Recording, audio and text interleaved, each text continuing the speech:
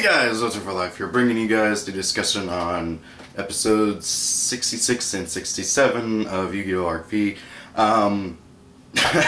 Sorry guys, I kind of meant to do 66 before 67 came out, and then 67 came out, and I'm like, crap. So, as usual, I'll be talking about spoilers and stuff. Link will be in the description of both episodes. So, let's get started. So, episode 66 was the duel between Gong and Zaka and Crow, which I thought was a pretty cool duel.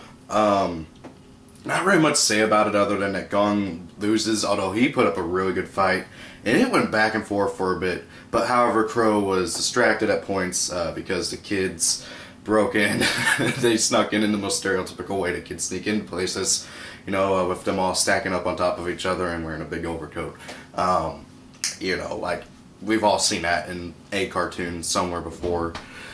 Anyway, so yeah, the duel went pretty good. I like it how they were mixing Crow's anime deck from 5Ds with his deck from the manga. He's using monsters that he used in both series, and something that really blew my mind is that he has a level 3 synchro, which I thought was hilarious. Another thing that I thought is pretty cool is that the new Assault Blackwings, which is kind of like the new sub-archetype of Blackwings, they seem to be focused on using synchros as tuners and going into bigger synchros with those tuners. Like, both of them both summoned out level 9 synchros, or at least I think the Blackwing that Crow summoned was level 9.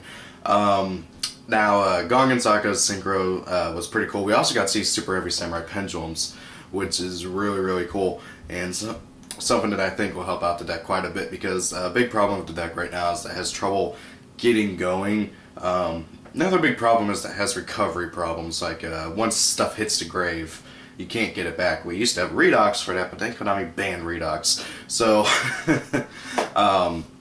that being said though, I can't wait to see if we are getting these pendulums. I'm pretty sure we will.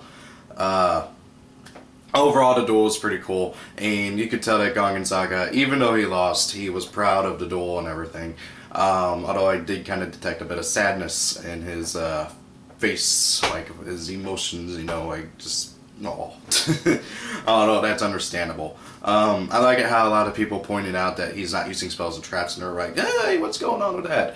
And the elders, the elder counts are like, what? Why is he not using the trademark of your Lancers? He's like, and Reggie's just like, that's how he duels, that's his dueling style, and I'm not gonna make him change it, which I thought was pretty cool. Although that did require Gong and Zaka to take a big hit to the face, which kind of sucks, you know, and honestly he could really benefit from a little thing called, god dang it, what was it called? Swift Scarecrow, I think? Yeah, it's the, you know, hand trap they discard to end the battle phase. Kind of like Battle Fader, but yeah, I think it is Swift Scarecrow. Anyways, so yeah, it was a pretty good duel, pretty good episode overall.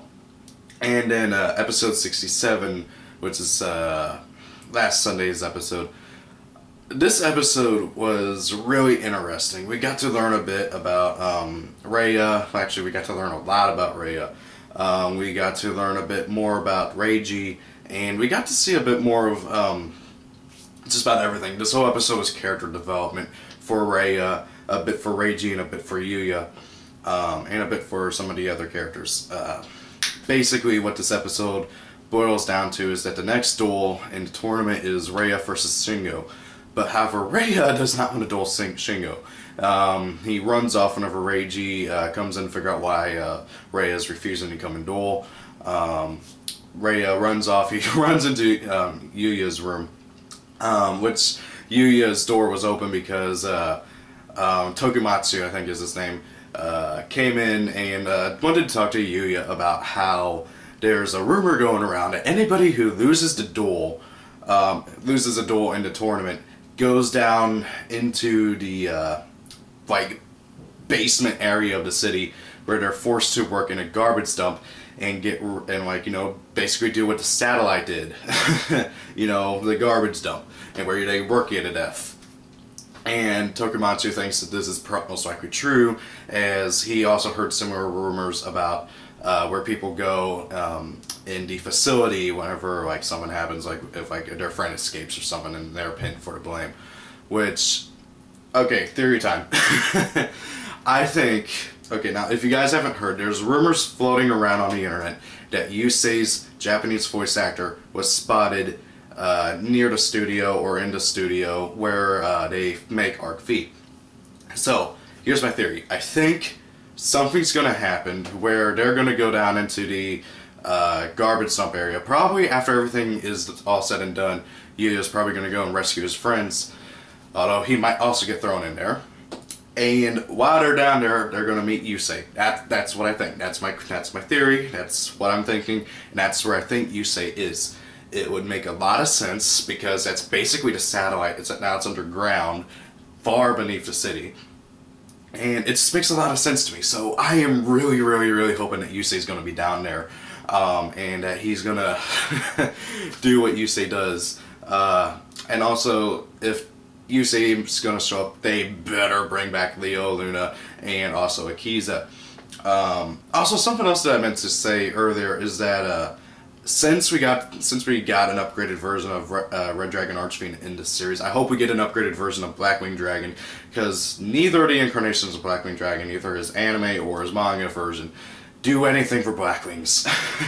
That's my only problem with Blackwing Dragon. He's a cool dragon and everything, but he does nothing for the archetype, which kind of always irked me a bit. Anyway, so back on to the episode. Yugioh's talking with Tokumatsu about this, and he's like, I hope that's not true, and Tokumatsu's like, yeah, it probably is. And then Raya comes running in, and he basically goes diving right onto Yugioh, crying and hugging onto him, and he's like, yeah, don't wake me. And Reiji, of course, follows in, and Reiji is like, come on, go duel. It's simple. Why aren't you wanting to duel this guy? And Yugioh's like, why did... Yugioh gets really, really angry. He's like, why are you forcing this kid to do this? Why is he here? All this stuff. Reiji kind of answers his questions, but he also kind of doesn't. He tells Yugioh what he wants to hear, but he doesn't give him the full story. Basically, he says that Reia's here because he is needed to defeat Academia. I don't know how or why, but however, for some reason, he is needed to defeat Academia. And I think it's got to do with something about Reia's ability. Reia, it's revealed in this episode, he comes from a very war-torn country, and he was found and adopted by Reiji's mother, and while he was in this war-torn country, he adapted to survive by learning to mimic others, and he lost his own sense of self. He copies others, he does what others tell him to do. He's also, of course, scared to death by his adopted mother. And he just basically does what other people tell him to do. Until now, where he does not want to go and duel Shingo, and it's because Shingo gave him candy, and Reiji's like, he doesn't want to duel against the guy that helped him out. Okay, that's understandable, and he tells Shigekage to go and duel Shingo instead. And Reiji's like, okay, come here, Reia, you don't have to duel him. And Reia, at first he doesn't want to come with him, but then as Reiji walks out, he gets about like 5 steps out the door before Reia turns around and runs after him and holds onto his hand, and he's like, I'm sorry, I'm sorry. I think Reia really, really loves his big brother, and I think Reiji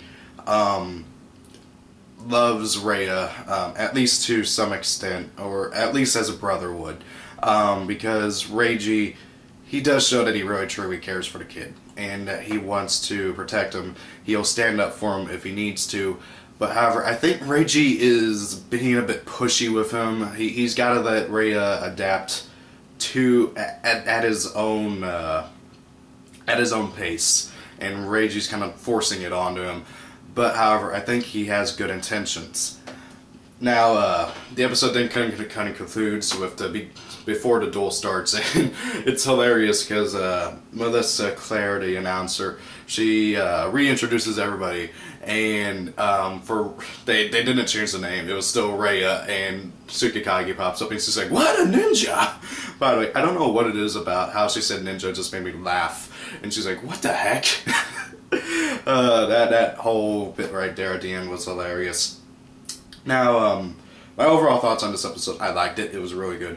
But however, reading the comments on the episode, I noticed that a lot of people, there's like a split where people either hate Reiji for this episode because of what he says and does, or they hate Yugioh because he's trying to butt into the family business, into like what's going on in family business, because you know you're not generally supposed to butt into family business unless they want you to. Honestly, my opinion is this. Reiji has good intentions, Yugioh has good intentions, but however, what it's going to come down to is how Rhea takes it. I mean, Rhea, it's very obvious that he much prefers his older brother over Yugioh, but however, he's really starting to bond with Yugioh. So I don't know how this is going to go. And I really just, I think people are getting angry at them for the wrong reasons. I mean, yes, Yugioh was being a bit conceited, or not entirely sure what the word is, but he was being a bit, trying to find that right word. He was being a bit forceful. He was trying to force himself into what Reiji is trying to do, and said, no, you can't do that. While Reiji's trying to give him good reasons, although I think he needs to explain a bit more, like why exactly Rhea is so needed to defeat Academia. Why? I mean, he's not really giving us a proper explanation, and I wish he would. Otherwise I might be able to side with him a bit more, but however, for now, since we don't know very much, I'm just going to go ahead and say that they were both in the wrong, but they were both in the right. In the sense that they're doing the right thing, but they are kind of going about it the wrong way. That's my overall thoughts on the episode. Tell me what you guys thought of it. Of course, the links will be in the description like always. And thank you all for watching. Have a great day.